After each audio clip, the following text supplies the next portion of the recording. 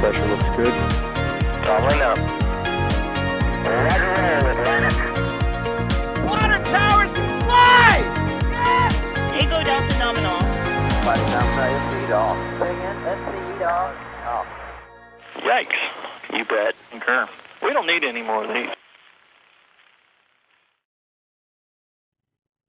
Hello, everybody, and welcome to this week's episode of NASA Spaceflight Live, where we're going to be talking about this week's space news all around the world and the industry. My name is Thomas Burghardt, News Director for NASA Spaceflight, and in chat we've got a million 5x5s already because you all know the drill by this point. So thank you all so much for tuning in. We've got one familiar face and one new face to the show today, and there's a 50-50 chance I point at the right one. On this side, we got Chris Gebhardt, Assistant Managing Editor of NASA Spaceflight. Chris, thanks for coming back to the show. How are you doing? Always my pleasure to be here, and really excited to talk about all the stuff this week. Doing well. Awesome. Thanks for joining us. And on this side, we got a new face to the stream. Alex is one of our newest writers here at NASA Spaceflight. You have probably seen him around the members Discord a whole lot if you're in there. But Alex, thanks for joining the show. How you doing? Well, just a little bit nervous. My first time here, but, just gotta get, a little bit of training here. We'll get you to the Starship section, and we know you'll be super comfortable there because you know more than everyone else here on the show, so we'll be fine. You'll no worries about it. Thanks for joining us, and everyone will be talking, like we said, about a whole bunch of different news stories from this week, and throughout the entire show, we'll also be taking your questions. So if you've got a question about what we're talking about, go ahead, tag us at NASA Spaceflight. You all know the drill by now. I'll be taking those throughout the course of the show and asking our knowledgeable experts here to get some opinions and commentary on that. But to start off, let's talk about one of the biggest rockets around right now, the favorite orange rocket down in Florida, which is undergoing some wet dress testing, and we've got a little bit of an update regarding what NASA is planning for that rocket. Chris, you want to give us an update on SLS? Yeah. So I'll start with the obligatory hashtag Orange Rocket good. Yes, of course. Because Orange Rocket, very good. And I think that is the biggest thing that we need to remember as we sort of talk through what happened earlier this week, what has come to light since then, and what the sort of forward plan is for the Artemis 1 wet dress rehearsal. So Charlie Blackwell Thompson and the launch teams came in Friday a week ago, so back on April 1st, and they started the wet dress rehearsal countdown. They got into all of those simulated, well, not simulated, they got into all of those actual countdown and launch operations. And I say launch operations because they treated it as if it was an actual countdown for the wet dress rehearsal.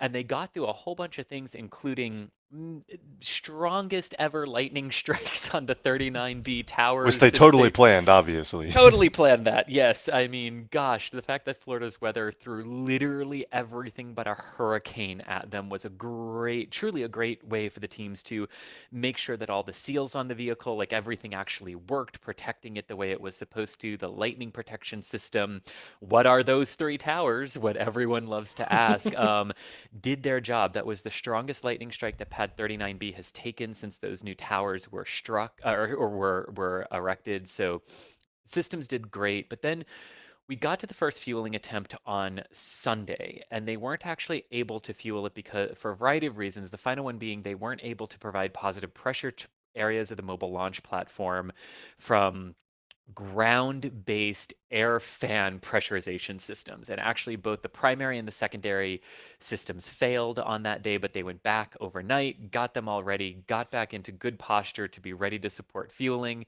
They actually got the go for fueling on Monday right before an external supplier of gaseous nitrogen.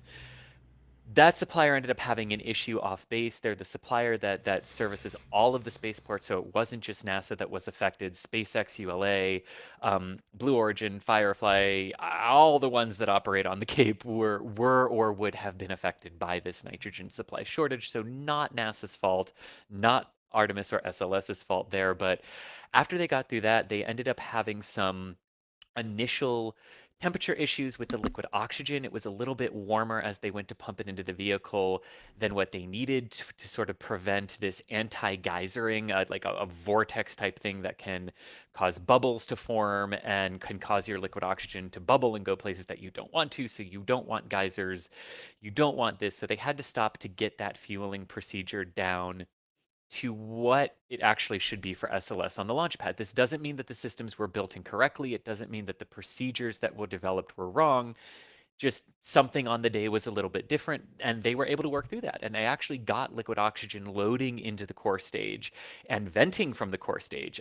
Nathan Barker got some great photos of the 4 RS-25 engines venting gaseous oxygen, and we saw on streams that gaseous oxygen was actually streaming from the vehicle as well.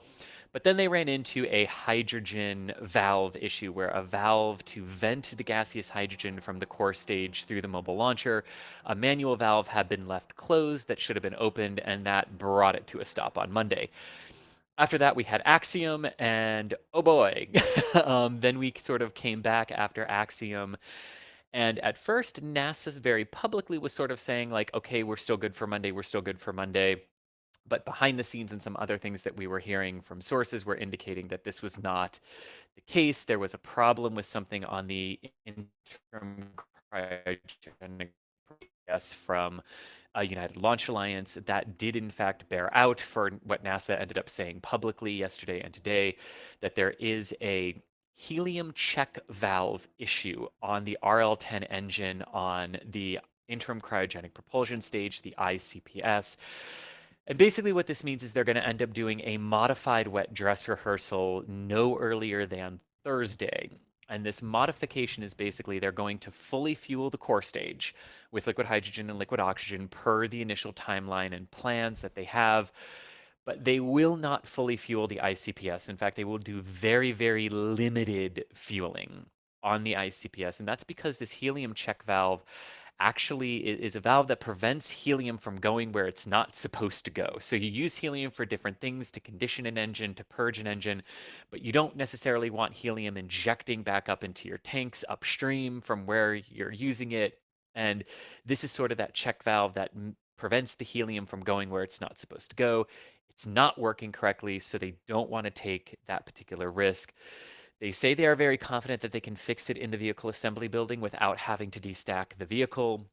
But this obviously does open up some questions of if they can't get through a full wet dress rehearsal, and that was a very major milestone for them. Exactly what does this mean for the overall SLS schedule going forward?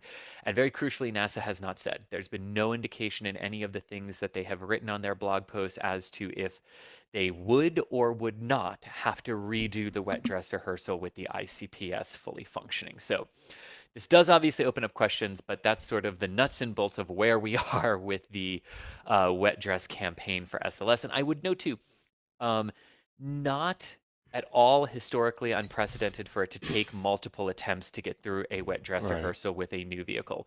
It took the Saturn V about 17 times to get through its wet dress rehearsal for Apollo 4, and it took the shuttle a few times as well to get through its wet dress rehearsal. And how many cryoproof tests have we seen in Boca Chica yet? Like, and I was just going to get to that, and we're not done with Starship's wet dress rehearsals either.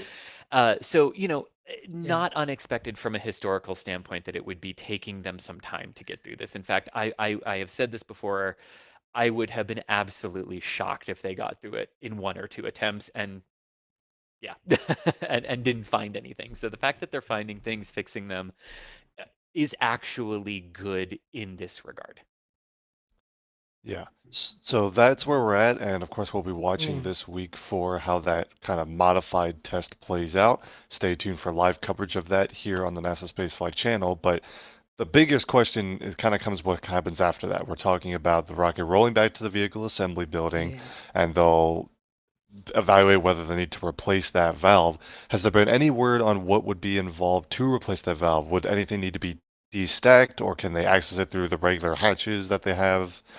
So the sort of language that we're hearing right now is that they're confident that once they get it back to the VAB, that obviously there's more work that they'll need to do, but the sort of thought process right now is that a destack is not needed, but I want to emphasize that that's the current thought process, Got it. not Bible, because things can obviously change from what a sensor is showing you, and you can get in and you can look at it, and maybe it's not the easiest thing in the world to actually replace, but there are access hatches, there are access panels. They've had access to different parts of the ICPS while it's been stacked, so it's not a like, oh gosh, it's not a great area that we can get to it, but how easy that is another Yeah. question. Because we've sort of seen this with the engines on the core stage, right? Where they've had clutch issues, they've had valve issues, they've had all these different things.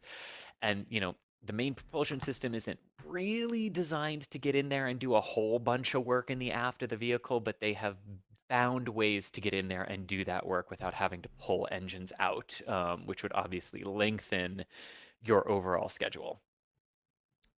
Gotcha. We got another question, Chad. You kind of started to touch on this, but I also want to kind of reiterate and get some more opinions from both of you on where NASA and the engineers might be looking at this.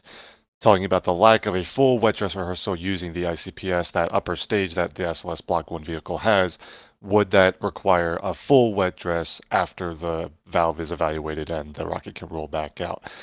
There were a couple different options I've seen floating about there, and people even mentioned the idea of could they do a wet dress and then not have to roll back prior to launch, which I believe the answer to that kind of answer would be no, because otherwise that would have been the Mm, original plan, right? Like there's limited yeah. time the vehicle can sit out on the pad, right? Mm. Um, so sorry, Alejandro, do you, sorry, Alex, No, you want to no, go with yeah, that one? I was, yeah, I was totally agreeing with that.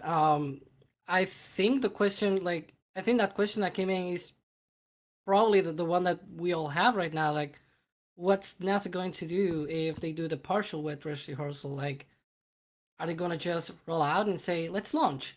Or do a full wet dress rehearsal with the ICPS fully fueled and everything? Like, what's the plan? I think they probably won't even tell us tomorrow. I have that feeling that they probably just gonna run the partial one, and once they look at the data, they'll probably, as they usually say themselves, sharpen the pencils and see whether whether they actually go for a launch or a full WR. Yeah, and I Yeah. mean, first off, I just want to mention that this is a photograph from space, Yeah. Yeah. from the I Maxar pulled this satellites. photo Yeah, when we were getting set up for today because I mean, come on. I mean, yeah, I mean, we've had some, while the weather has been very turbulent leading up to wet dress, we had some fantastic weather this past week that really gave the space-based satellites some awesome opportunities to look at it, and you can sort of see the piping going in for the sound suppression system up into the pad over on the right-hand side of the screen there. So those are the pipings for the sound suppression system. But anyway, back to this sort of question about what does this mean? I could see this going one of two ways, right? It depends on, ULA is going to have a lot of experience, as is Aerojet Rocketdyne with the RL-10 engine on the ICPS, because ULA is the one that builds the ICPS. It's a modified Delta cryogenic second stage, so it's more or less the same. It's got some stretched tanks, but it's more or less the same design that you see fly on the Delta IV Heavy rockets. And so they've definitely got some experience here. So I could see a point where you could get to a rationale of what you really needed was how does the ICPS function in this regard, right? Like that's the big outstanding thing for the wet dress rehearsal. And if you don't necessarily get to the ICPS, that's not the end of the world because it does have a lot of flight heritage with the Delta family. So you could sort of get, I can see how they could get to a point of rationale of saying, look, if we couldn't do this during the actual wet dress, we can come back to the VAB, we can fix it, we can get back out to the pad, and then we can actually fuel for launch. And if everything's good, we just go because the Right. ICPS is a very, in fairness, the ICPS is probably the third most well understood component of this rocket behind the solid rocket boosters and the RS-25 engines on the core stage of this vehicle. So I could see how they'd get to a rationale there, but I could also see people in the program going, why don't we make sure of this? So here's sort of the complicated thing. there is a limited amount of time the rocket can be out on the pad overall for its lifetime. They have made a point of saying it's nowhere close to that. So I could also see a moment where you would potentially roll out for launch with this idea that you'll do a wet dress rehearsal again with the fixed ICPS and then just not have to roll back, give yourself like a week between the end of that wet dress and the opening of your launch period to refuel your commodities of liquid hydrogen, especially liquid hydrogen, but also liquid oxygen at the pad, and get yourself into a scenario where if the second wet dress goes well, you can try to launch a week later. I could see them getting into that rationale and posture too. So time will tell, and I think it will ultimately be determined by how much of that vehicle do they actually end up needing access to fix it, and obviously if they have to destack or not. Yeah, and you mentioned the very good point of a wet dress rehearsal is basically a launch countdown that stops before ignition. So Mhm. when they fuel for a launch attempt, they are effectively conducting a wet dress rehearsal. So Yeah. this isn't, this isn't something like foregoing of, this is different than if they were skipping like a full mission duration engine firing test. Like that's something that doesn't get simulated before an actual liftoff attempt. Um, but fueling, you have to conduct basically a successful wet dress rehearsal in order to launch anyway. So while basically this test, if they were to go out and conduct a new full wet dress rehearsal, that would be reducing the risk of a scrub on the first couple of attempts for Artemis 1 actually launching. Like it would increase the likelihood that the first launch attempt goes well and doesn't encounter more issues, but it's not really a big safety risk reduction because that still has to happen before launch anyway. So it kind of makes sense to go either way, and it might depend on how the full wet dress goes and what their evaluations back in the VAB come back with. So we'll have Yeah, to stay tuned, but it's understandable to go a couple different directions. yeah, and I think Thomas did the only thing that I would add to that point, right? It is a slightly different variant of the RL10 engine because the ICP uses the RL10B, whereas the Atlases tend to use the RL10Cs or Yeah. As, but the overall point I'm driving toward is the RL10 design itself is human certified, right? Because Yes. it's designed for the Atlas. It's used on the Atlas as well, not the B that's used here, but the other variants are used on the Atlas. They've already been through all of this with the RL10, so this is really like the full up, just making sure they all work together. But there's really no thought process here that, oh my gosh, the ICPS is brand new, the RL10 B is brand new. These things have been flying for a long time. So I Right. think that's another important element of that equation that will sort of factor into what do we need to do before we're comfortable with lifting off with the ICPS, fully fueled if we haven't taken it through a wet dress before the launch fueling. Yep. So I want to bring in some questions, and we've also got some super chat support coming in to talk about SLS. And Awesome. the very first one is the orange rocket and orange with engines. Basically, yes. Thank you for the support. Musical Wolves, a familiar face in chat. Also, Musical Wolves says NASA planned the lightning test. That was a joke.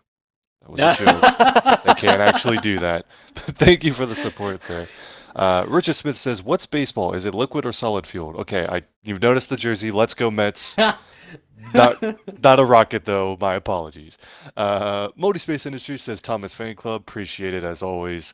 And then Luis is talking about SLS, believing that they'll launch for Artemis 1, perhaps Artemis 2, but in the end it will likely be canned in favor of Starship for Moon and Mars missions.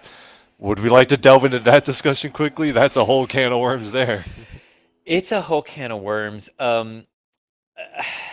SLS is not going anywhere anytime soon, and I think in many ways I understand why people are saying this. I understand the financial implications of it. I truly do, but I think the biggest thing that we sort of and I don't say I use we royally because I don't think anyone really talks about this as much as we should because of it's the reality of what SLS is, right? This is not SpaceX's rocket. It's not ULA's. It's not Blue Origin's. It is supposed to be like the collective our rocket. Mhm. And it's supposed to be the US's rocket. And in many ways, right, this is all, there's a major European component on here in the service module. There are funding considerations that the Canadian Space Agency has contributed to this as well, right? One of the reasons that a Canadian will be the first, one of the first crew members on board on Artemis 2. This is not meant to be a one person does it all rocket, right? This is meant to be the collective, the country came together to build it. So the solid rockets come from Utah. The core stage comes from Louisiana. The ICPS comes from Alabama. You know, the Orion is sort of built here piecemeal, but at the end of the day, it's something like 46 out of the 50 states contributed to this rocket in some way, and that does not count the European and Canadian contributions as well. So I get the funding element of it, right? But in order to have this system sort of here when we need it, and remember, Starship cannot launch people yet. Dragons are not certified to do these long duration cislunar space missions, right? The reason Dragons are able to stay up in space for 200 days is because they're docked to the International Space Station and a lot of their systems get turned off. We have seen when they go to do free flying missions like Inspiration 4 and the upcoming Polaris Dawn mission, they're limited to about 3, 4, 5 days in low Earth orbit. That's not enough to get you to cislunar space in that regard. So this vehicle is meant to work in cooperation with Starship as the lunar lander. It's guaranteed out through Artemis 3 at that point. It's guaranteed beyond that at this point with some of the other contracts that are in place. Is there a point in the future where the appetite for it might shift in Congress and we might move over to Starship? Certainly. But I really don't see that coming anytime this decade. And I think that is a very important element for what SLS is and how it was designed that is important to remember in those overall conversations. It never would have existed, never would exist in this way without Congress. And I'm not saying that that's a justification for it. I'm just pointing out that that is the reality. It's the same. It was the same way with the shuttle, the same way with the Saturn V. Those things were all not built in one location. The buy-in to make them came from the fact that it was a collective national effort to do them. All right. Got a couple questions, and these are mostly about, we were talking about the limitations for how the logistics of getting the rocket to the pad, how long it can stay out there. And we got a couple questions asking about the flight termination system, the FTS.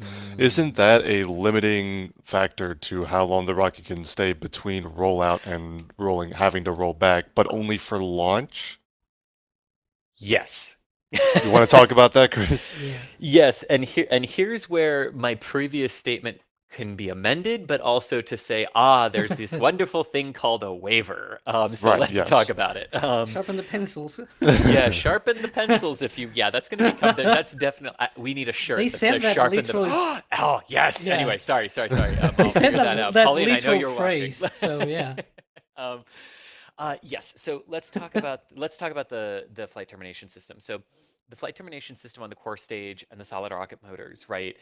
It is a manual flight termination system. It's not the automated one that we have seen with the Falcon 9 and Falcon Heavies. And in fact, SLS, per the last update we got from the 45th, which we really need the 45th to give us a new update on this, because I'm sure things have changed at this point. But basically, the 45th said that SLS is the only one that they were willing to give a waiver to. Beyond a certain point, every rocket has to have an automated flight termination system off the range. But SLS will sort of be grandfathered in and get this waiver, so it's manual. And that means a few different things. One, that the flight termination system, from the moment that the batteries are connected and tested with the range, it is a 21-ish day clock that begins at that moment. That is how long your flight termination system is certified for by the range, which basically is a complicated way of saying you have to launch within 21 days of that certification becoming active. And usually this is not a problem. We've never encountered an issue like this before, and we'll get to what that issue is, mainly because all of the rockets up to this point have had the ability to connect and test their flight termination systems either right before they roll out, like Falcon 9s and Falcon Heavies, and then they have basically the entire 21-day period in which to launch. The shuttle could do it out at the launch pad. The other rockets, like the Deltas and the Atlas, can do this out at the launch pad or in their vehicle assembly buildings or towers right before they are pulled back. The thing none of those rockets have ever had to contend with that SLS does is SLS has no access to the flight termination system at the launch pad. That is all closed out on the core and the solid rocket boosters. So you can't access it at the pad, which means you've got to do it in the vehicle assembly building. But here's the rub. You connect all those batteries together, you do the test with the range, and that 21-day clock starts. But you've still got about 7 days of work ahead of you to close the rocket out and get it configured to roll to the pad. And then you have about 7 days of pad operations, which include your 45-hour, 40-minute countdown to even get to launch attempt 1. So by the time you get to launch attempt 1, you are roughly 14 days into this 21-day window. And you don't have all 7 of those remaining days to actually lift off because your liquid hydrogen systems then begin to interfere because there's not enough liquid hydrogen storage capacity at Pad B right now to enable more than one attempt within 48 hours. So basically, if you fuel the rocket, you've got to wait 48 hours to try again because you have to replenish the liquid hydrogen commodity supply at the launch pad to have enough to get through a full follow-up countdown. And then if you don't manage to make it on your second attempt when you're already in the launch window, you then have to stand down for 3 days because liquid hydrogen and liquid oxygen now have to be resupplied at the pad. So you're basically down to 3 launch attempts, maybe 4 if you're really, really lucky there, before you either have to roll back to redo the test or get NASA and the Eastern Range to accept a waiver that basically says, yeah, we're going to go past the 21-day period, but we still have faith that the system is good and we can detonate the rocket if needed if there is a mishap during liftoff. So that's all fun. And what's even are not the same duration depending on when within the 2-week launch window each month that they have. The launch windows can either effectively be instantaneous because they're only 2 or 3 minutes long, or they're 2 hours long. And it just depends on the day that you go. So all of that means it's going to be very fun the first time we go to launch SLS here for Artemis 1. All right, so like we said, there's a whole lot of factors here involving this upcoming test and what will happen going forward towards a launch attempt. So we're going to be staying tuned to get a lot of updates from NASA and depending on how those tests proceed. And of course, we'll be discussing all of that going forward. But that's where Wet Dress stands right now, and we're looking forward to some more updates later this week. Moving on from the Orange Rocket, though, real quick, some more Super Chat support that has come through. We've got a couple of people joining the Alex fan club. So Ryan and Patrick, thank you both for your support. Alex, there's your official welcome to the NSF Live show. And thanks, Alex fan club. I will second that. Alex fan club, because man, for as many people that just go like, how do you have so much knowledge of the shuttle program, Chris? It's your knowledge of the Starship program that is very impressive, considering how that changes weekly.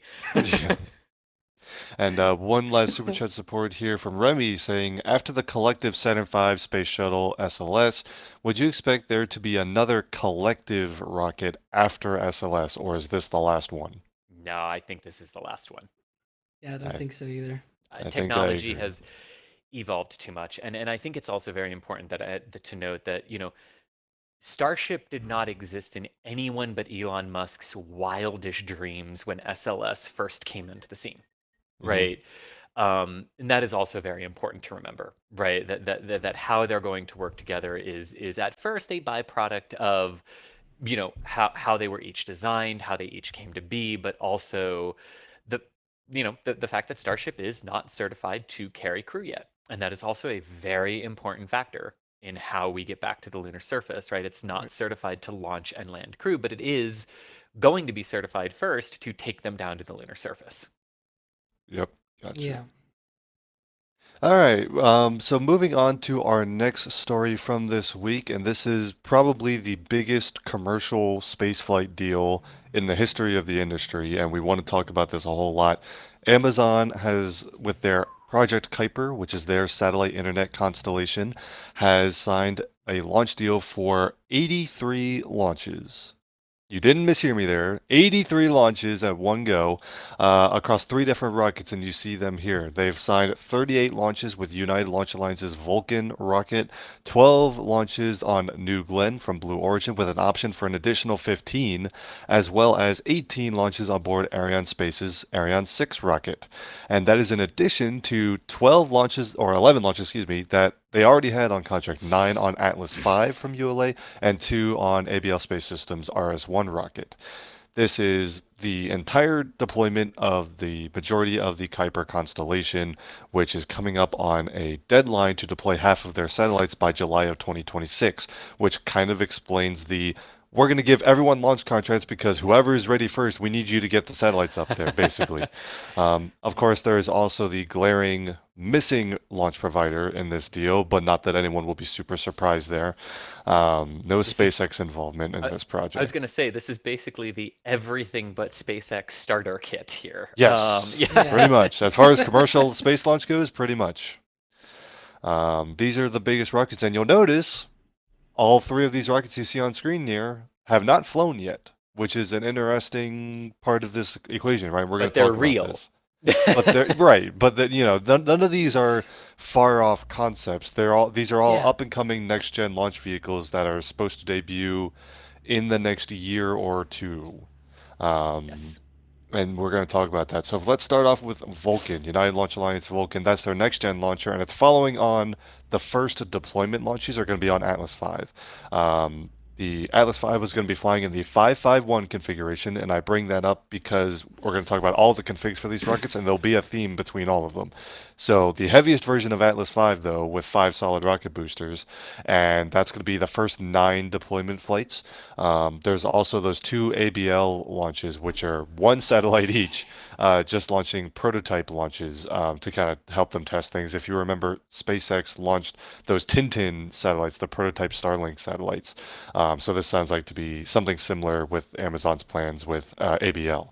Yeah. But then Vulcan is going to be flying in the 6 solid rocket booster configuration. Again, the heaviest version of ULA's Vulcan rocket. Big one. So they seem to be maxing out the number or the mass that they can lift on any particular launch vehicle, which is interesting. So that kind of indicates they're not volume constrained. But I guess my question to you guys is, are all three of these rockets just have big enough fairings that that's not going to be an issue? It's going to be a mass limit thing?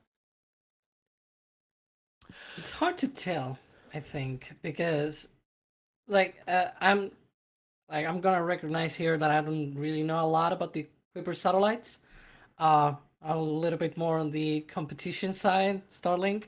But I mean, it also depends on the sort of performance that these rockets have to the orbit that these satellites are going. I think they were saying something like 400 kilometers. So it's probably gonna be volume constrained because these are big rockets, and so uh, they also have big fairings. I'm not gonna lie. For example, New Glen's fairing is ginormous. It's a beast. So I think for that rocket, it's probably not the volume. Probably the performance side is going to be the problem for that one. But perhaps Ariane 6, they told about needing a performance upgrade. So that perhaps is also performance and not volume restricted. And Vulcan, I think it's yeah. You said it's going to launch on the 6 SRB with a long fairing, so that's going to be a lot of satellites that they're going to be able to fit in. Without knowing the details about the excuse me, the payload mass of like the mass of these satellites, I'm not really sure, but I think they're probably maxing out the performance on all these 3 rockets. They're taking the big fairings to just fit it all to the brim. Yeah.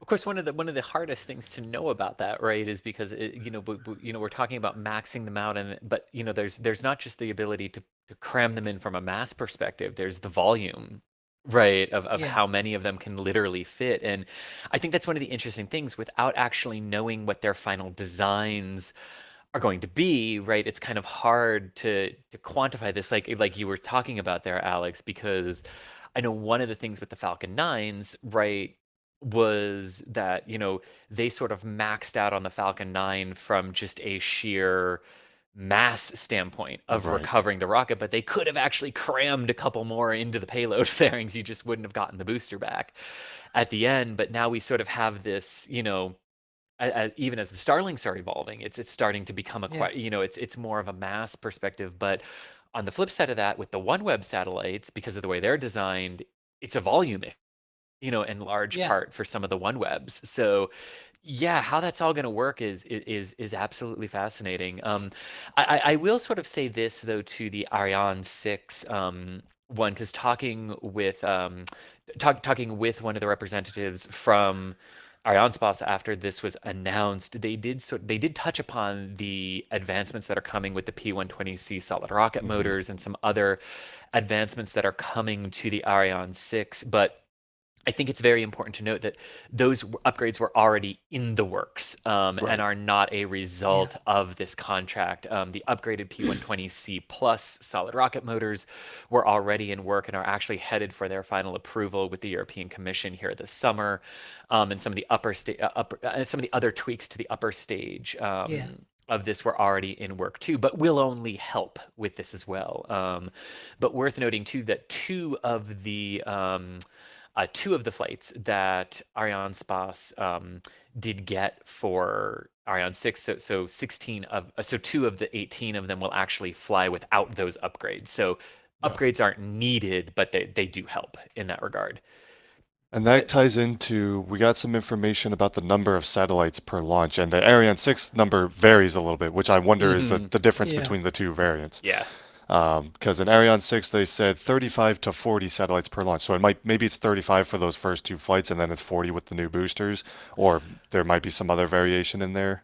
Orbital inclination changes can also affect how many satellites you can take with you. Yeah. The other launch providers all gave, single numbers. We had 45 satellites on a Vulcan launch, and that's again in that VC6L config, which is 6 boosters and the longest varying variant. And then New Glen's at 61 satellites per launch, and then I don't think we have numbers on the Atlas V launches actually, but everyone else they kind of gave how many there was going to be. Thank you for the Michael art on screen, Yes. appreciate it as always. Um, but in total, this constellation, and you can compare this to Starlink if you want. The Kuiper constellation is supposed to total 3,236 satellites, which is how much less than Starlink? About 1,000 to Starlink is right. The one that they are launching right now. It's 4,428 satellites. Don't ask me why I know that off the top of my head. But that's So for how it's much? about That's not the full constellation though. that's the V1 constellation, the Right. version one of the constellation. Then they have the V2 one that's going to be launching on Starship. That's almost 30,000 satellites, Yeah. 29,000 something. So that's That going to that's be the number that crazy. I was So a looking tenth. This one, So Yeah. yeah. This one is more similar to V1 of a Starship rather than V2. V2 is just Yeah. crazy. And so we mentioned this requirement, and I want you guys to weigh in on whether this played a role into designing these launch contracts. The FCC has a requirement for all these operators who are planning these constellations because they have to reserve radio frequencies. To a certain degree, you also reserve the orbits that your satellites are going to be going into, and all of that Yeah. consideration is taking away resources that other providers might want to use. So in order to successfully claim those kinds of things, you have to actually go use them, right? There's actually kind of a summary for how you can own things in space, where you can own anything you put into space and any orbit that you fill in space. You can actually own as a private company or as a country. And the FCC's requirement for these constellations basically is you have to deploy X percentage of your constellation by X date in order to not forfeit the rest of the frequencies and things that you've reserved. And the specific requirement for Kuiper is that half the constellation, which is about 1,600 satellites, must be in orbit by July of 2026. So for a little over 4 years from now. Do you think that these rockets have the capacity to meet that requirement? if Vulcan and Ariane 6 are online by the end, have conducted their first flights and successfully by either the end of this year or Q1 of next year, I'd say yes, because I think that there are also ways. I mean, hang on. Let me do a little bit of quick math here. Sure. Math, as Dr. Holly said this week and pointed out, taking a moment to go math and actually figure out the answer instead of getting it wrong is an okay thing. So Yes, of course. thank you, Dr. Holly. So even if we just take Ariane 6 and so even if we just take Vulcan, right? Vulcan is 1,710 at that number of launches across that many Vulcans. If we take the Arianes, which have 18, and let's just assume the lower of those two numbers at 35, that's about 630 that they can do. So I would say between the Ariane and Vulcan, if those can be up and running by the end of this year, quarter one of next year, coupled with those 9 Atlases, I think there's a very good shot that they get them Sure. up there in that period. And I'm going to say that because like in case New Glenn gets delayed, I Right. also think these contracts are written in some ways where if New Glenn were to come up against some issues, if Vulcan were to come up against some issues, there might be some other ways that they could shift and alter some things around to ensure that they get half of that up by 2026. Yeah, that's Now, those numbers you're reaching before you even bring New Glenn into the picture. And even though New Glenn is probably the furthest away of these 3 launch vehicles, by July of 2026, New Glenn should have flown by then. And so you'll have probably a couple of those launches on the books by then. So when you consider all those things, barring major delays, they have probably secured enough launch capacity to meet that FCC requirement. And then after that, they'll already be at pace to finish the deployment afterwards. yeah, because I think the other important thing to factor in here, and it is a good thing because there is a legitimate question, how are they going to do this, especially ULA? Right. Mhm. I mean, the flight rate of the Vulcan with that is just incredible, right? So let's talk a little bit about that because the Ariane 6 is designed to be able to go once a year. Oh, sorry, let me try that again. Once a month. Oh yeah, I was gonna say like, wait, that didn't sound right. That's Let's try that SLS, again. not Ariane That's 6. SLS, yeah. You're thinking of Ariane SLS. yeah. So Ariane 6 is meant to fly about 12 to 13 times a year, right? Right, based on that turnaround time. Their horizontal integration facility is designed to be able to process 2 vehicles at the same time in 2 different on 2 different tracks. And then they go from the horizontal integration facility out to the launch stand. They get connected, erected, and fully integrated with their payloads. And then very much like the what happens with the Delta IV, where the mobile servicing structure pulls back, that's sort of that's sort of what they have now with Ariane. So it's not going to roll out to the pad; it's already going to be at the pad. Whole bunch of things to simplify that to turn it around very, very quickly. Vulcan is another story. So that Vulcan Pathfinder that you actually see there sitting on the pad on the Vulcan mobile launcher that they built, they're going to need at least 2 more of those suckers. And the basic idea is that they're going to build 2 more of the Vulcan MLs, at least one of them per the United Launch Alliance press release, which, and I'm going to Yeah, say it wasn't take their super press release clear. with a bit, yeah, Thomas, go ahead, because I'm going to say Yeah, take this with a grain of salt because Tori kind of contradicted it in a very meaningful way. yeah. So, and of course, it's also Yeah. perfectly possible that some of these finer details are still being finalized. But Tory Bruno talking about the kind of infrastructure upgrades they're going to do to support this cadence, mentioned a third MLP, which sounds like they're going to build 3 mobile launch platforms. Except there's already one for Atlas. Did they count that one? So it's Right. at least 2 Vulcan ones, but that might mean that they either convert the Atlas MLP, which would be a lot of work, or what might make more sense is just from a clean slate also build a third Vulcan mobile launcher. Um, they also mentioned a second VIF, a vertical integration facility, which is basically the one you see in this picture. There's also what they now call the Spock, which could be transformed into a vertical integration facility. And if you have 2 integration facilities, you probably want just 2 mobile launch platforms. So that's probably where they're going with that.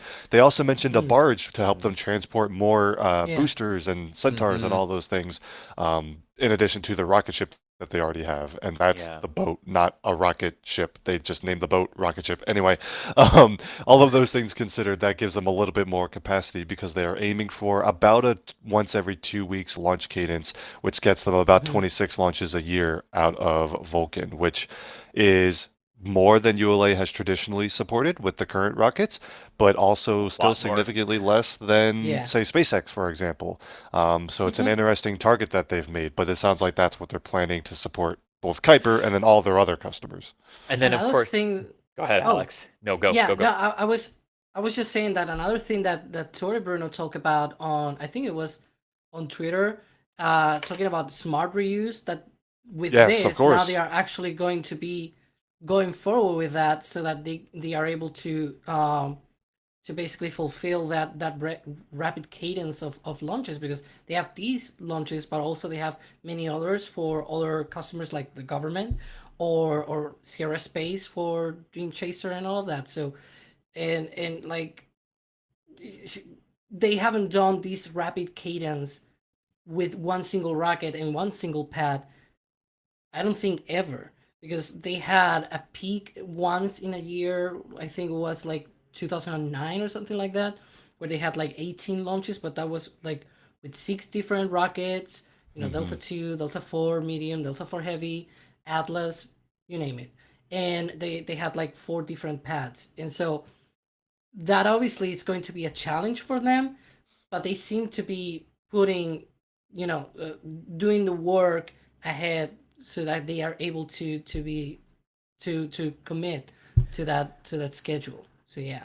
I think when because I did see that from Tori, and like doubling down on the smart reuse, which for those who are unfamiliar is basically Vulcan's reuse plan is not, or I should say Vulcan's eventual reuse plan, because it is very Right. Yeah. important to say they opted years ago to not bake this into the initial design. So this is going to be a bit of work for them to now go back and add this into the system. Now, the system was sort of designed with that in mind, but as we all know, when you don't bake it in from the very beginning, it's incredibly hard and longer and sometimes more time consuming to do this after the fact. So this isn't something that's going to come quickly, but the bottom line for Vulcan reuse is that the entire booster is not recovered.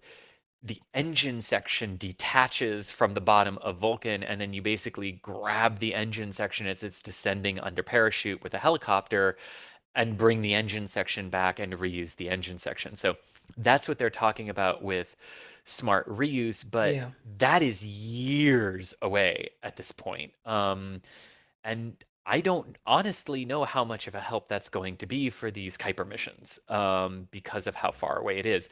Which brings me to the next point. The BE4 engine for Right. the Vulcan Yeah. is definitely one of those still outstanding elements. Blue Origin did confirm to us at NASA Spaceflight this week that those engines, the first set of flight engines, were on track for delivery to ULA by mid-year 2022, which would keep pace for the engines to be ready to support a first flight of Vulcan before the end of the year. And of course, that first flight is with Astrobotics, with the Peregrine lunar lander to the moon. So it is an ambitious first flight of Vulcan. But that is smart use. Vulcan's going to need two of those things for every single flight, not just the Kuiper ones, but every other flight that it has on its manifest, which from what we understand is quite an impressive manifest that they have just not Yeah, so been able to Kuiper talk about or now something like that. Yeah.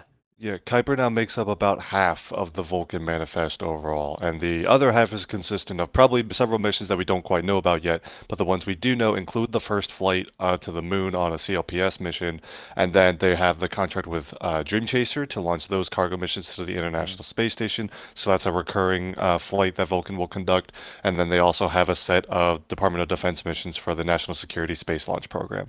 And Yep. so, because ULA alongside SpaceX is launching all of the USSF missions, the NRO missions, and so that makes up the bulk of the remainder of ULA's manifest. But that launch Yeah. cadence, you're talking about the BE4 engines, this actually ties into something that another provider has talked about reuse. It's not always about reducing costs per se.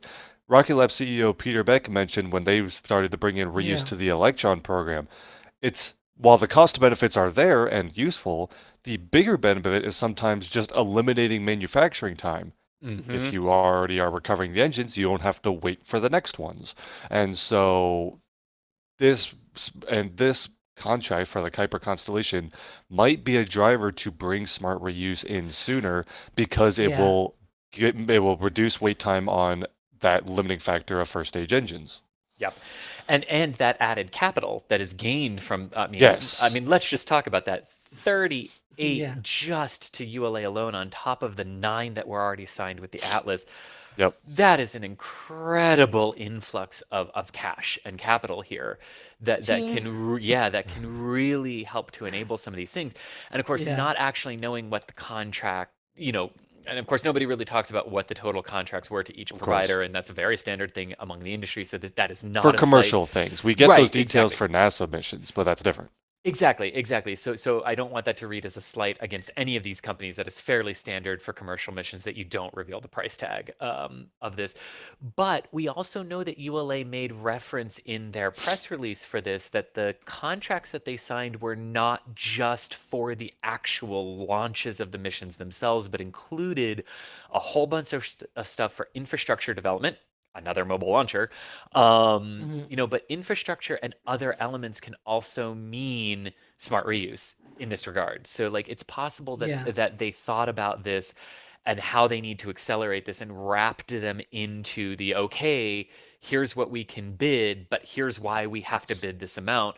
But hey, if we got this, we can do those 38. And that might be where this stems from. So, in other words, ULA, a press conference about smart reuse would be wonderful right about now to see where it stands. Yeah, one of the things that Tori has hinted in on Twitter many times that they have been working on smart, but I've always been a little bit critical that we hadn't seen much. With Falcon 9, Starship, Electron, all of these rockets are introducing reuse. We're seeing some snippets. Sometimes we're actually seeing out there with the Starship, for example. But like, I think the only thing that he has actually shared on Twitter was a video of like some kind of a splashdown test of sorts Yeah. for the engine section, I think, and that was it. And people went nuts. It was like, oh my gosh, they are actually doing something, right? And I think that's actually one of the things that I personally will like from ULA. Like, hey, this is how we're going, and show some of the progress. And I don't know. I'm very curious how they're going, if they are actually farther along than we think. Yeah. I mean, I think the other quick thing, and this will be my last point with this, on this one, Yeah. is these rockets also sort of run the gamut, right? Because you've got Ariane 6 there, which is not reusable in any way, shape, or form. It is a fully expendable vehicle that is sort of optimized to use the same components as the Vega C rocket, right? To reduce those sort of production costs that go into it. But Arianespace is saying, like you were saying, Alex, like you can see the cost benefits if you reuse the system enough, but Ariane doesn't see that flight cadence need Yeah. to do that. Whereas, and then you move to Vulcan, which is going to try to get the engine section, but only the engine section of the first stage back and discard everything else. And then New Glenn, which I mean, I'm pretty sure if Jeff Bezos could find a way to make that entire thing reusable, he would. Just sheerly to compete with space. There's the height of the first stage, and I got to imagine at this point they're looking at the payload fairings as well on this thing for recovery and reuse. At least the first stage, maybe the fairings on this are going to be reused too. So you do see the full sort of range of where we are right now with reusability on display here with these systems. But of note, each system can fly pretty frequently. I mean, Ariane once a month, which is very good for Europe. The Vulcan flying twice a month, and not really sure what the Blue Origin cadence will be here with New Glenn just yet, but obviously one that could go and has been designed to go very quickly as well. Absolutely. So there is our overview of the Amazon Kuiper story, of one of the bigger stories at the beginning of this week, and then all things private space flight and Starship and SLS happened. So it seems like that was actually a while ago, but when going to the show, I was like, oh yeah, that happened this week. We should talk about it. But anyway, I want to shout out some more super chat support that's come through here. First of all, another welcome to Alejandro. So Alex, another welcome to the show. Your fan base is growing by the minute here. Thanks. And then I got a question here from Jim that says, "Is that a 15 landing bug from the NSF store, Chris G? I have the large bug. Thanks for the coverage." This And is on actually that- the larger of them. Yes. There you go. And on I that don't. note, I we don't should do small coffee. point out the NSF store. There's the Landing Club mug that you can get. And right now on the NSF store, I want to give a quick shout out. There is the spring clearance selection, which has a whole bunch of merch products available on sale. So if you would like to catch up on all of the cool merch available from NASA Spaceflight, go ahead and check it out. That is at shop.nasaspaceflight.com. And in addition to the clearance items, there is also this guy. There's a limited supply of Starship plushies that are left on the store, and if you don't have a Starship plushie, what are you doing? Because I mean, come on, look at this thing; it's so cool. I don't have a plushie to Comes show. complete See, with all heat right. Well, now I gotta shield. buy it. With heat shield comes I included, guess. 4 fins, 3 Raptor. It's only got 3 Raptor engines. It's only the vacuum. It's a very vacuum optimized variant of Starship, and so feel free to check that out. And yeah, just all of that support goes right into supporting NSF's ongoing efforts to improve our coverage. So thank you all so much for the support you send our way with the super chats and the merch. Hope you all enjoy that. And on the note of Starship, we've got some SpaceX news to talk about, of course, this week. So let's dive into that. Next up is the Axiom 1 launch, which occurred just the other day. Myself and Chris out there at the Kennedy Space Center to see this launch lift off. And this is a pretty historic mission. First all-private mission to the International Space Station.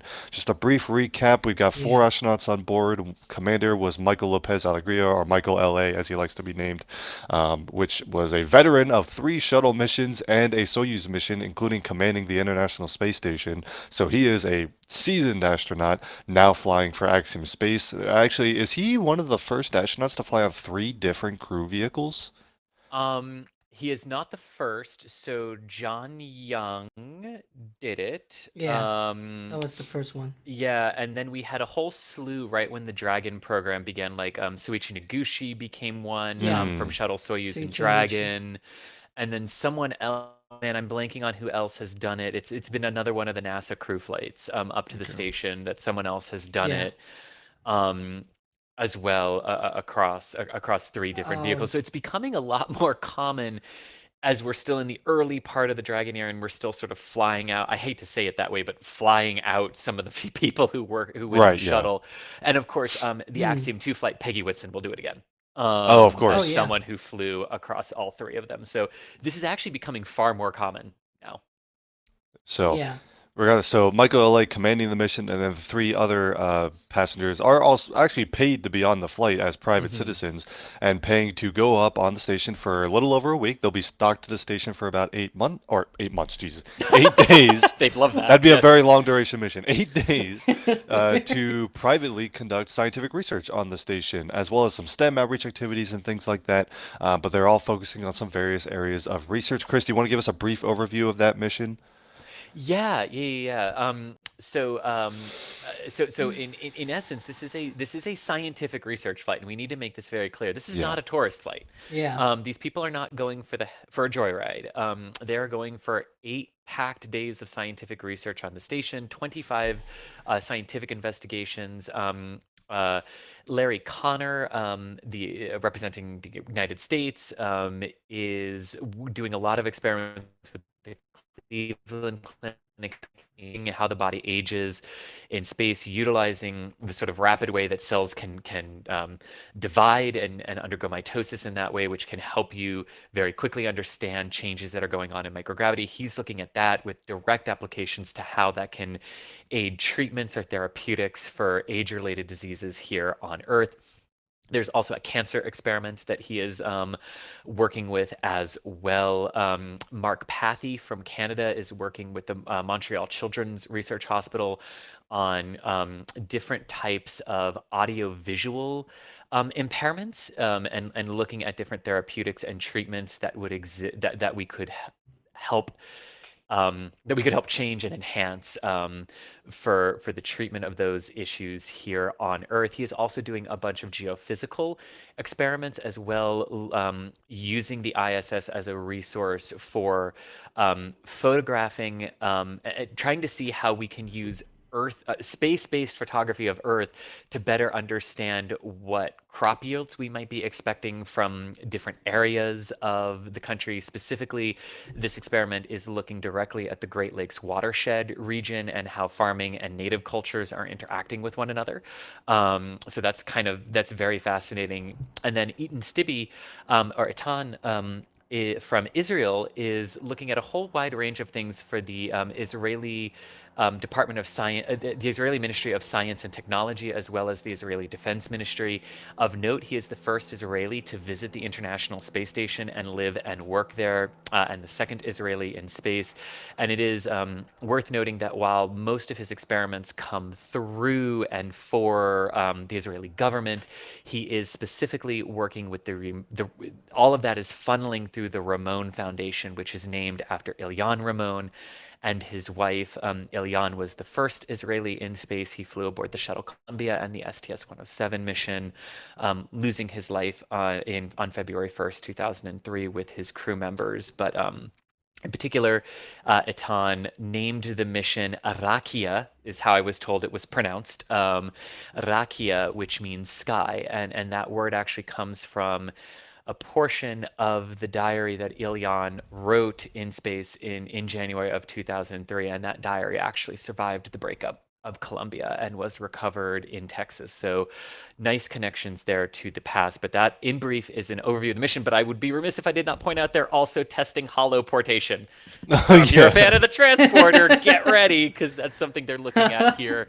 And also, very quickly, this is basically another thing that they are doing is using this time to work with NASA to figure out how NASA and Axiom actually work together here. What do they need to know? What do they need to alter ahead of Axiom 2? Because Axiom is the company that's actually going to be adding modules to the US segment of the space station. So part of this is how are NASA and Axiom working together in preparation for that very historic addition of modules.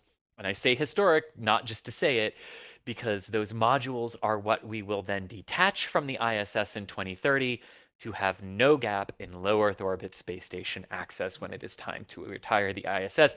Someone finally listened. No gap. Yes, this is the correct way to transition from one program to the next. Also, just a quick question here from chat asking, why only 8 days versus a 2 to 3 week stay? It seems like a pretty short duration mission. Is that related to those future efforts that will be longer duration? No, that is just how long it takes to complete the science experiment. So this is one of those fascinating things that we don't really get at is and you have to sort of go back. So yay shuttle, exclamation point shuttle in chat. All right, there's our reference for the stream. Chalk it off your bingo 1 hour list. into Anyway. the show. So the shuttles used to do these week-long scientific sortie flights where they would do 25 to 35 scientific experiments over a 8 to 12 day period in low Earth orbit. They could sometimes do longer if they carried a little more fuel with them, but that STS-107 mission that I mentioned that Ilyan was on back in 2003 was a 16-day microgravity scientific research flight. Most of the experiments that we launched to the International Space Station don't take months and months and months and months to perform. Some of them do. Some of them are ongoing month-long, multi-month efforts, but a lot of them are just, it takes an hour or 3 hours or a day, and then it's waiting to get packed up and brought back to Earth, or it's done, and the experiment's data is transmitted back to Earth. So this week-long flight is sort of a creation of these experiments don't usually take that long to do. And if you have 4 people who can just go up and say, hey, we can dedicate a week to just nothing but science, you can get 25 science experiments done that the rest of the crew doesn't have time to do, because the rest of the crew is splitting their time between science and ISS maintenance and cleaning filters. And as they said in the Axiom press conference, that toilet malfunctions far more than they would want. That was fascinating that they just went right to the toilet as the example of what they don't need to know how to fix. Because the station crew can do that for them. So no, it's not a reflection of like, oh, they're not doing as good of science, or they're not doing anything like that. Most of the experiments just don't take that long to do, but you don't see that because they sort of launch, and then you hear, oh, they're going to, it launches in April, but they're not going to do it until June. And then they do the experiment for a day in June and it's done, but it launched in April. So that's sort of why we're seeing this week-long sortie flight instead of a more prolonged one. So I wonder if we go forward a little bit, let's fast forward to Axiom as a free-flying station. Do you expect there to be a balance between sort of the long duration missions that we currently do on the ISS and the short sortie that the Axiom 1 mission is? Because there's going to be Axiom astronauts that are responsible for maintenance of their own space station. It's no longer going to be we're a guest on the ISS for a week using the science platform. But also, the new module should also, in theory, have lower maintenance needs because we've learned so much from the International Space Station program. So maintenance might be a less schedule-intensive task. So do you see it there, sort of a middle ground being the end result for a private space station operation? I think you nailed it. I think you nailed it, and I think one of the things that we'll see with as this goes forward, right, with the Axiom additions to the station, the sort of other ways that NASA is looking at commercializing the use of the ISS and what this might be at the end, is a mixture, right? Like you'll probably have longer duration stays that NASA might want, Axiom might want that for maintenance, making sure one of their people is already there, but that might be fine as long as we have capsule right in Starline or Dragon that can keep taking people up and bringing people back. Yeah, week-long, month-long, 2-month-long, 6-month-long flights might all be in the arena of what we might see, including companies that might go, hey, we want you to build a module and add a module. Oh, there's their little zero-G indicator. I thought that was a cute one this time round. But you might also yeah, you might see that sort of back and forth with them, as well as just, hey, someone might come to them and say, hey, build another module because we want to do nothing but manufacturing in that module and we want it. So we're going to be up there month after month after month after month making fiber optic cable because it's better to manufacture it in space than it is on the ground. And if you can get that price point cheap enough, they're totally willing to examine that if someone would want to permanently take one of their, rent one of the module spaces for production. We got a couple more questions coming through about the Axiom mission before we move on. Musical Wolves asking, since all the Axiom crew members have never been to the ISS before, except for the commander Michael ULA, is this a sign of changing processes for allowing other private civilians to stay on board the International Space Station? Yes. Yes. And this is part of what NASA has been talking about too, right? In terms of when you fly these private missions, the ISS you can think of the ISS sort of like a hotel, right? Where you check into a hotel, you have use of that room for the night, and the hotel charges you X amount of money, right, for that service. And that's exactly what it is. It's something like 38,000 a night, although I think it went up from that when they were sort of looking at like what does it cost to, spend a night on the International Space Station. And they came up with that figure of what would be fair for the resources that are being utilized, and that's what they sort of came to. So I think exactly what you just said. This is the precursor model to that. Exactly what they said they wanted to do. So this does sort of open the door to like maybe the next one also has this kind of a crew on board from various research institutions, but maybe Axiom 3 has someone who says, hey, I just want to go up and make fiber optic cable for a week. And if you can afford that, go for it. Gotcha. Yeah. And then another question here, do we expect that SpaceX will be launching the Axiom space station modules either with Falcon or Starship? What are we thinking about that? First module in 2024, I think, right? Yeah, that means the launch contract must be right Like, around the corner yeah, because like soon. usually, yeah, those are usually like 2 years ahead of time. So we're probably approaching that moment where someday there's gonna be a press release and Axiom will be like, "Hey, we're giving the launch contract to whatever company." And Falcon Heavy. yeah, SpaceX is right now the one that it's in the best position right now to launch these modules, but who knows? Given the Kuiper contracts, and I mean, Yeah. Vulcan's the only one out there Vulcan is the only one out there from the U.S. side that I'm looking at right now that I'm, aside from Falcon Heavy, that has the lift capacity, the potential manifest slot for that. But I think at the end of the day, Falcon Heavy will probably win that. That would be my guess. Yeah, but at least for the that's a first guess. module. Yeah, at least for the first one, yeah. Even It would be from, pretty cool for Falcon Heavy to send something to the International Space Station, which is generally speaking like one of the Oh, yeah. closer destinations, but we need the big old rocket because it's a station module, Which, to be fair, Falcon Heavy has the contract for the first modules of NASA's next space station for the Gateway. That's true. So Gateway. it's Although it, it although that station is a little farther away, but yeah. yes and yes indeed. But the But point I was it's sort of driving to there is yeah, NASA has already gotten comfortable with the Falcon Heavy for big important exactly. modular launches of big new complexes. So that will probably play into it as well. And again, it does sort of just come down to, like Vulcan's the only one out there that could compete with it, but how far along is Vulcan? How does it have to Right. manifest? But Axiom did say once competition is there, competition is good, and they will look at the competition. So One of the things that I was looking at right now, if you see me looking at, it's my other screen. I was actually looking at the manifest for Falcon Heavy and Falcon 9, and they actually have Europa Clipper on October 2024, I think it is. And then they also have PPE and Halo for Gateway.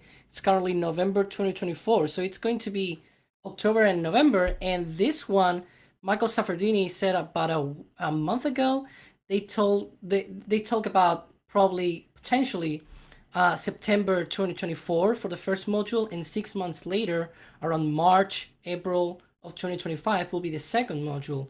So we're probably looking at, if they give the launch contract to Falcon Heavy, that's going to be quite an exciting quarter. It's just like September, October, and November. So that's going to be really interesting. And if the plan is to launch them so close together, a block launch buy for 2 launches off of the same vehicle with reused hardware, you can sort of see how this price point decreases to the point where exactly. Heavy becomes a very viable option. But again, don't rule the Vulcan out for one of those. Yeah. Of course, that segment of time, not unlike the upcoming slate of Falcon Heavy missions later this year as well, might get exciting in a couple months here. Oh, The salvo of Falcon There's a Heavies lot that of are them. theoretically coming at the end of this year But- is going to be impressive. Like, Speaking of super heavy lift SpaceX launch vehicles, it has Ooh. come to the part of the show where we talk about that shiny rocket that's in Texas, mostly in Texas. The rockets are all in Texas. There's also some stuff in Florida, though. We got to talk about that. But first and foremost, Let's at see. Starbase, Texas, those new Starship and Super Heavy vehicles are getting out and about, getting ready to start their own test campaigns. Some of them have already started. Booster 7 had a cryoproof test this week. That's pretty cool. That's kind of the highlight of today's mission. They brought the Yeah. booster out to the orbital launch site. They lifted it here onto the orbital launch mount. It does look a little bit weird with all the plumbing hanging down and Yeah, no all the engines there. beads. They actually took Yeah. Raptor engines and they made them very, very small. Those are all actually engine nozzles. I'm kidding. yeah, But mini Uh, Raptors. yeah, Booster 7. It's like someone tweak scaled wrong in Kerbal and they it broke everything. But Booster 7 out on the orbital launch mount, and there it is. This is actually the first time we see a Yeah, look fully at that. frosty booster, right?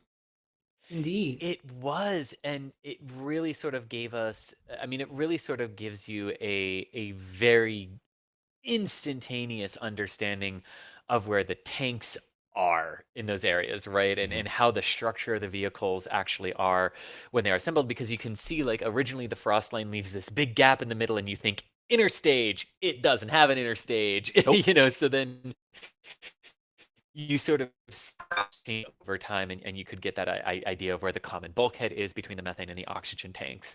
But then up toward the top of that, right, where the actual cryogenic tank stops, and you do start to go toward the interstage area between the booster and the ship. Right, so Yeah. this cryoproof test occurring, which of course paves the way for engine installation at some point. Once you get this cryoproof done, I mean, I guess they could, in theory, move into actual propellant load testing with actual methane and or liquid oxygen. But we're getting into that part of the show where people start asking about that whole FAA thing and whether they're actually allowed to do that. And none of us are quite sure exactly what the rule is. But Yeah. so some other testing like that is maybe in the cards. I think more likely we're going to see some structural testing because after this cryoproof was completed on the orbital launch mount, they then moved Booster 7 onto a structural test mount, which has all of that hardware able to apply some mechanical pressure onto the booster. And we've seen that in conjunction with cryoproof testing before, but here they're kind of doing it separately. But that Booster 7 vehicle is undergoing its preliminary test, and that probably precedes engine installation. Is that what we would expect? It definitely seems like that, right? Yeah. Uh, one of the things that I will also note, the booster cryo test. I'm not sure if you mentioned that before, but this is actually the first time that we've actually seen a full booster cryo tested, because Right. Yep. we've seen booster 4, they loaded cryogenics into it, but we never saw it like fully frosted. Like Right. it never seemed to have the both tanks all the way up. So that's probably another hint that perhaps booster 7 is way better in that sense, that perhaps they have come with more improvements in that way. And also we've seen now booster 7 put on the structural test stand, which some people think like, oh, that means it's gonna be scrap because they're gonna crush it. Well, the hope is probably not that Yeah. they're The gonna idea is crush to it. not crush it when you do that. Exactly. So that you test it, and you basically are able to test the center engines and the 13 center engines, and also the whole structure that it is able to take the loads during flight. I think that's one of the important things of this stand. And we'll see if they put the cap. I guess they're gonna put the cap at some point, and they have connected it to the ground support equipment. So yeah, we'll probably even see it frosted, but now on this stand, I guess they were probably just thinking, hey, we're gonna put it on the launch mount first, check that everything is okay with a full cryo test, very quick one day, and then put it on the stand, on the structural test stand, so that they are able to tell all the loads and things like that. Yeah. Sorry, I just had to laugh at that picture of the crane, like the video of the Yeah. crane picking it up, and then like the crane just turns around, and you could almost hear it go. Yeah. With it. But I wanted to stop really quick and ask you a follow-up, Alex, because you said Yeah. this is the first time we had seen a booster undergo a full cryo-proof, but I think it's important to sort of quantify that. When we say cryo-proof, we're not talking liquid methane, liquid oxygen, right? Right, They yeah. used liquid Yeah. nitrogen for that, correct? Mm-hmm. Yeah, so Yeah. no propellants that we know of have gone on to booster 4 yet. Or sorry, Well, 7, not 4. Yeah, Booster wait. 7. Booster 4. Too many Starship Yep. vehicles. Woo, Yeah, 4 did get booster, some prop, booster right? 4. There's a lot of indications that perhaps they loaded both liquid oxygen and liquid nitrogen, but not methane, except for one single test. By the way, I wrote about all of this on a recent Starship Roundup article. Ooh, good if plug. Mods Alex is can- learning quickly. can I plug it like in. this. Yeah. So I basically go through all of the recent testing and all of the changes and design and everything. We also had a design changes video for the Starship, if you want to catch up with that kind of stuff. And yeah, the only time that they actually loaded any sort of methane was on, I think it was March 22nd, if I remember correctly, or 21st. And that was like, we saw the methane recondenser active for the first time on the orbital launch tank farm, and we didn't see any frost, but we saw a lot of venting from booster 4. So perhaps they loaded some of it, but not enough so that it reaches above the dome where the weld is, so that we see condensation and frost around it. So perhaps it was just like the bottom of the dome and the transfer tube, but not entirely. So it was like probably just a little bit, perhaps just to be able to make sure that the tank farm is able to load some of it before actually putting booster 7 later on. Right now they haven't done that, but later in the future we assume that's going to be a thing, right? And so yeah, I think the next step is going to be that can crusher kind of thing that people sort of nicknamed. It's a structural test stand. There's not going to be a crush, we hope, and probably they hope too. There's not going to be any crush of the booster. But yeah, we're probably going to see some kind of cryo test happening there too. And after that, there's even the potential that we see this rolling back to the high bay, because we see that it has only 2 chines, and we've seen sort of like structures on the outside that appear to hint at another 2. having to be installed. So, and I'm not sure if they can do that. Like they can probably do that on the launch site, but perhaps they will want to test that, not test, install that at the production site. So, there's probably like I wouldn't be totally surprised if they roll it back to the production site just to install all of the extra bits that are needed. And once all of that is done, even the grid things, for example, then they'll roll it back. Even the engines, like I can imagine that they will want to roll it back to install the engine and perhaps the shielding on the engines and all of that. And once all of that is complete, they'll roll it out to the launch site to actually fully test it. I guess another cryo-proof and then propellant testing and all of that. So yeah. Maybe stacking with a booster or a ship, right? Perhaps. And that's the next ship that Michael is showing right now. That's the nose cone that we saw rolling out to the high bay. And it's sort of weird the way that they are doing it right now with Ship 24. I guess it's all part of the new design, but as I've been basically looking at the Starbase with very like with a lot of attention since 2020, which was when they started with SN1, SN3, and all of that. And I've never seen this kind of process where they usually build first the tank section and then it's just the nose cone and the barrel section below it. But here they have built like half of the tank section, and now on the other side there's the nose cone, the barrel, and perhaps the forward dome of the tank section. It's weird because as I said, the tank section is usually, it starts with a forward dome section, and then it has the common dome section, the mid-lock section, and the aft dome section. Again, if you want to know all about this, I strongly recommend watching the latest Starship updates video because we go in such a detail. I think it was a huge effort to get that off the ground. But as I said, it's forward, common, mid-locks, and aft. And this time they started with a common dome. It was like, yeah, we're gonna forget about that. And seeing now that they are putting everything together in the high bay makes me think that they are actually, we've seen their the payload bay section, which is the barrel just below the nose cone. I guess what they're going to do forward is just do the bottom of the tank section and then do the nose cone, the barrel below it for the whole Starlink deployment thingy that perhaps is coming up. We don't know, but it's good to think it's not out of the question.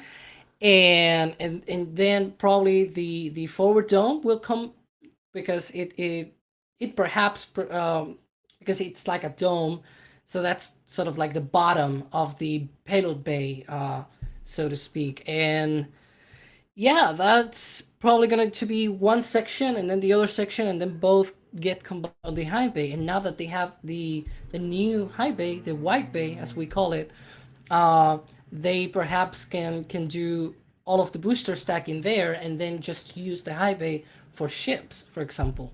So we'll see. Like that's, yeah. And we saw something with the payload bay, right? Specifically this week, and with the barrel sections, right? Right, Alex? Like, Yeah. I mean, that's not just like, oh, we're We seeing can see something there different. Like, we the- actually saw them this week, and Yeah, we can see the opening there. It used to be just open, but in that video, in those pictures, we can actually see that they closed it off. So perhaps they have some kind of door that slides open, either up, back, or maybe it just rotates. We don't know how it works, but it's clear that they have some intentions to test that out on Ship 24, and perhaps they fly Starlinks. I don't know, but it will be cool. Not gonna lie, if they do that. But that will show some greater confidence on this design. Like it will also call into question the way that the actual profile of the flight could be. If like this could totally be just the same profile and not have anything inside. But if it indeed has something inside, namely Starlink satellites, and they want to deploy them, that calls into question the way that they were saying the first orbital Starship flight will be, because they were saying the whole orbital velocity kind of thing, where Right, yeah. you kind of go into orbit but don't go into orbit, sort of stuff. So yeah, that calls into question that kind of profile. Yeah, and it would also be interesting to see too, I mean, just for devil's advocacy's sake, exactly what the regulatory bodies in the US would Yeah. seek to approve for a first flight, because while we have certainly seen, because Falcon 9, the first time it launched, the Dragon boilerplate went orbital, like full orbital. Yeah. Like that, other rockets have achieved orbit on their first flights, like true orbits on their first flights before.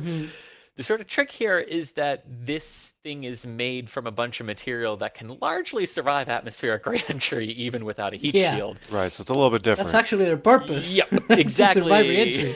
Exactly. So exactly That's the what we hope. might get comfortable with, like, oh boy, if those engines don't reignite, we don't exactly want to leave a gigantic stage where 90% of it might survive atmospheric re-entry. Yeah. Uncontrollably. That will be an interesting balancing point between what they seek to ask for on the first flight and what the regulatory agencies are comfortable with in that regard. Right.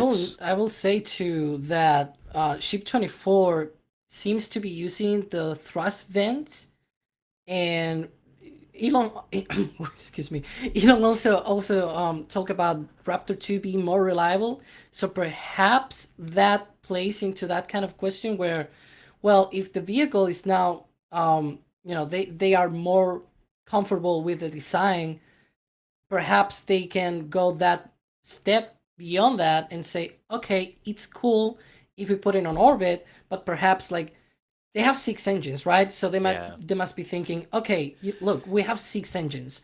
There's a lot of redundancy here. We will have to add a lot of failure here into our system to actually not be able to deorbit, even if it's just like some random deorbit and not a targeted deorbit, but like just push it down from orbit and make it go to the ocean, in whatever shape or form.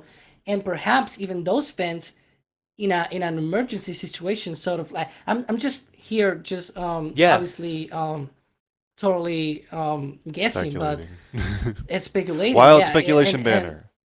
Yeah, woo woo. But you're speculating within reason, right? I mean, this isn't that can also be used. One of the things that actually Elon mentioned once, that the trajectory that they will use for that original plan was such that just firing cold gas thrusters alone will put you in orbit, wouldn't make you go back. So that makes me think that perhaps with this new design, with better engines, better systems, and we also have like the thruster vents kind of thing, they could probably be comfortable enough to tell the FAA, hey, we're going to do this. What do you guys think? Yeah, and this, I'm smiling. I was smiling as you walked through everything, including the cold gas thrusters that could finalize you could use them as like emergency deorbit things. And I'm smiling because the last vehicle, that's entire second stage, was designed to come back and be reused, right? Had that redundancy as well, in case the primary orbital maneuvering system engines on a shuttle orbiter ever failed to fire, which would have been ridiculous since they were monopropellant. It's kind of hard to fail a monoprop engine. But they did have a backup baked in case they could not use the orbital maneuvering system engines. The regular reaction control system engines and thrusters on the shuttle orbiters were enough that you had to burn them long, but you could get back down and you could circularize your orbit with them, and they were that redundancy to the orbital maneuvering system engines, which would normally have done that. So very much the same way you're saying, well, the Raptors are sort of the ones that would do that for Starship. If they do have redundancy in that system with the cold gas thrusters, that might give the FAA some confidence to say, okay. In this case, instead of the cold gas, it will be the vent thrusters, because one of the actual changes that they have now is there's no RCS thrusters. We haven't seen those on Ship 24. It's like they're gone. and it's only tank vents, and it's like that's also going to be interesting to see them perhaps test. We've seen that on the boosters when they have shot these vents, from the methane tank, and then they also have from the log stand. They also have like these cowbell sort of vents, and perhaps we're going to see that once they put Ship 24 out on the pad, and we're going to see all the vents going off, and that's going to be amazing. All All right, to see everyone. and to hear. So when I said that Alex was the knowledge master on Starship, you all know what the heck I was talking about now. I've gotten like 5 different requests in chat for Alex to come on the show again, so we've already established that has gone well, and I haven't even gotten to questions yet. So I want to rapid fire some questions here because we're already kind of out of time. But let's just do some quick rapid Q&A here regarding Yeah. Starship here. And the first question, rapid speculation: will Starship 20, Ship 20, conduct a solo flight now that its booster has been sent off to the rocket garden or Ooh. whatever?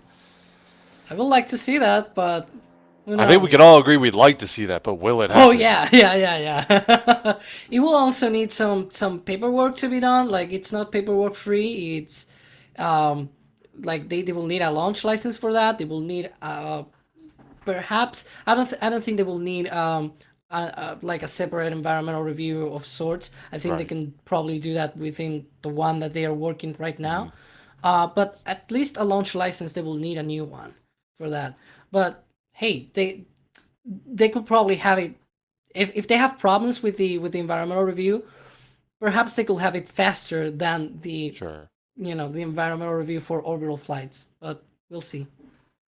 We mentioned earlier, Megan is asking about the interstage. You mentioned that there's no intertank on the booster, which was, I think, actually the correct word in Yeah. that particular phrase. A big kind of gap between the 2 tanks on a booster because there's a common dome section, which instead of having 2 separate domes, that reduces weight. And as long as you can get around the thermal issues involving that, you have kind of a less dry mass in your booster. And then the interstage is actually between the booster and the ship. And since the Starship, the engines are kind of receded into the ship on its own, the ship kind of includes the interstage, if you will. So there's not a big interstage on the first booster part of the system. So I think that clears up some confusion there. So thank you for that question. Really quick, when are we going to see the chopsticks at Starbase lift a booster? Because they've only lifted the ship and they didn't use them for Booster 7. Totally no idea. I also have that question myself. So yeah. Fair enough. I joined the club. I don't know. And then really quick, let's transition over to the other Starship facility here in Florida because we got this photo out this morning. You got those tower segments that are out in getting ready to go to 39A. This is at the Roberts Road facility. In case you haven't noticed, we've got new footage coming. Stay tuned for a new video from Kennedy Space Center, really focusing on Starship preparations out in Florida. And Super to great. tie it into the question, when do we think Yeah. that we're going to see a tower, maybe even a Mechazilla operation up and ready to support flight ops here at the Kennedy Space Center? How far off is that? Neither of them want to say yeah, because let's- neither of them want to I was speculate. waiting for Chris. I Put was the waiting wild for speculation you. banner up. No one's going to hold you to this. Okay, Chris, yeah. you first. Yeah, I think this is it's a very good question. When do we think all of this will be done at 39A? I mean, they're definitely on pace to do this very quickly here within the next couple of months, right? I mean, just based Yeah. on sort of where the base of that is. And again, a lot of this will be coming in the video, and a lot of this we're going to be talking about in the video. But I mean, we're definitely getting there, but we're definitely also seeing differences, like the tower segments sort of more tower segments are being built in advance of being taken to the launch site. And that might just be different ways, lessons learned, things that they know they can do at 39A, but it also has something to do with the fact that this goes on at 39A. Right. It is still an Yeah. operational pad. So even though you can see where Michael in the background has just highlighted the way Yeah. the launch tower itself will begin to rise out of the ground here. You can sort of see all the rebar and the concrete base of it, very much like the Starship and the Starbase one. But it's an operational launch pad, and you have to work around the launch cadence that you need out of 39A for crew missions and later in the year for Falcon Heavies as the differences might just be it's more efficient to build them quickly and pre-position them there, and then when you have the opportunity between flights, haul them to pad A and get them stacked Yeah. once everything is ready there. But obviously there's a whole bunch of rebar still sticking out of the top of that. We haven't yet seen the completion of that, but again, we're going to talk about a lot of that in the video, but that's sort of the gist of it there. Yeah, so stay tuned Yeah. for that video. We do have brand new footage there. We also, Alex, you want to highlight quickly what we saw? These are all screenshots from the Yeah. Axiom 1 This webcast. is from the Axiom. Yeah, this is from the Axiom, and one of the things that caught my eye was they already have subcoolers for the LOX side of the tank farm that they are going to use for the Starship pad. Initially, we were thinking that perhaps they will use the LOX sphere at the Falcon 9. So they use the LOX sphere at LC-39A for Falcon 9, and they seem to run a few lines out there to that side of the pad. Like we've seen from Harry, shout out to Harry, our satellite spy guy, so like that. Yeah, and we've seen some of the lines coming from the LOX tank side of the 39A, but they seem to be expanding that much closer to the Starship pad, perhaps. And actually, that place was when the former Starship pad was being built in 2019. So they are going to use, or we see that they are probably going to use that from the photos and videos that we have, that they are going to use those foundations for laying out the place where they're going to put the LOX tanks and all of the LOX side of the tank farm, and over to the LC to the hydrogen sphere. They seem to be installing also tanks there, and wait for the flyover to go out, because there's more pictures that there's going to show a lot of interesting stuff there. So just hinting at that, but there's interesting stuff going on there that I think puts this place in a good position right now, I think, for one of the big problems that they had at Starbase was that they had to build an entire new tank farm. Here they already have like commodities that they can use. For example, the old hydrogen sphere, they can reuse that, and they also talk about that a few years ago on an environmental review for 39A, that they could use that for methane. They seem to have been working on it a lot, and they also have tanks out there and other stuff.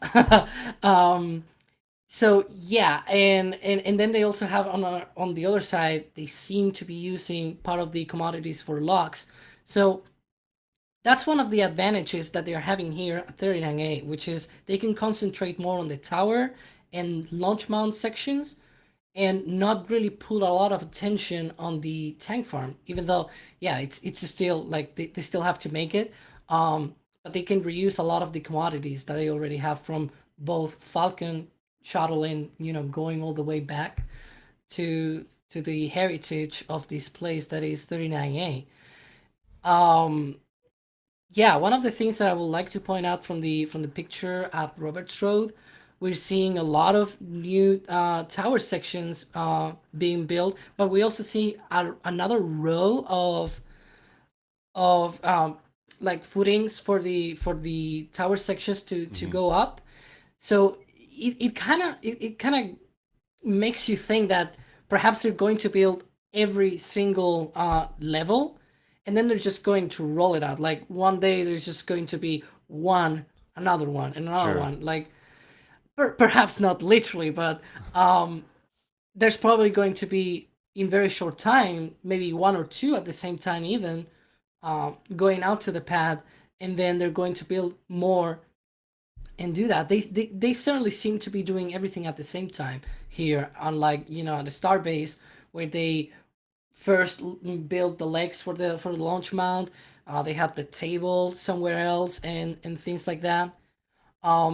Yeah, I think also Harry had a picture of what appeared to be sections for the launch table near Hangar M, but those pictures were January, so those were dated from January. So we're 3 months from those pictures, Right. who knows how's the progress on that thing? And I think we're probably going to be surprised very shortly, perhaps in the next few months, where they're just going to bring everything together and start building it up, And I think that's probably the aim here, where they're just going to do everything at the same time in parts on other places, and then bring everything together and just build it very quickly. Where Elon was saying before the end of the year, who knows? So I'm thinking that at least the tower we're going to definitely see it complete. Well, at least like the levels, not complete like with everything installed in it, Sure. but like all the levels, the stack, and everything. I can see that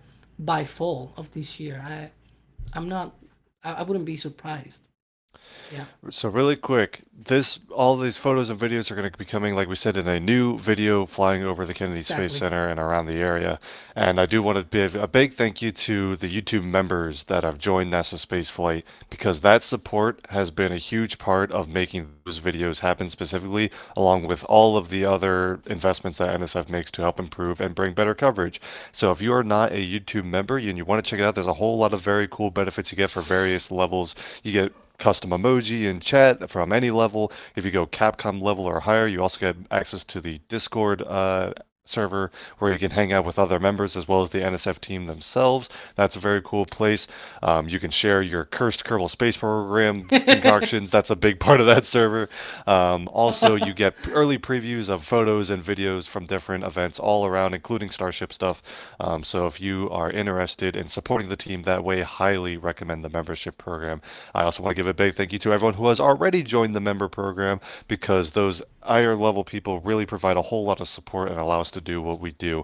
Our launch directors and flight engineers have gone above and beyond in supporting the channel, so we really do want to just to give an extra thank you to all of them as well. We really do appreciate it. Also, a couple super chat supports that have come through here at the very end. James Wilson says, please hit the like button, and I agree. If you come in and just tune in, we appreciate your support, and if you can leave a comment, put messages in chat, drop a like, we really do appreciate that. All of that really does make a difference. Jerwa with a super chat as well, thank you. John with a super chat saying no question, just a thanks, so appreciate that. And Jim Cavett also says thanks, so appreciate everyone who sends support our way, and thank you all for tuning in. I also want to thank the NSF team for bringing the show today. Alex, a wonderful debut for the NSF Live show. Thanks for coming on, and don't worry, I'm going to be booking you for another show as soon as possible. Thanks for having me. Yeah. And also, Chris Gebhardt, Assistant Managing Editor for NASA Spaceflight, a regular on the show. Thanks for coming on. Always a pleasure. My pleasure, as always. And Alex, great debut. Yes, you'll be back many, many times. Yes. And of course, a shout out to Michael Baylor to help operating the Michael art we saw a couple times today, and all of the other buttons and levers required to make NSF Live happen. So Michael, thanks for your support as always. My name is Thomas Burghardt, News Director for NASA Spaceflight. Thank you all so much for joining us, and we will see you all next time.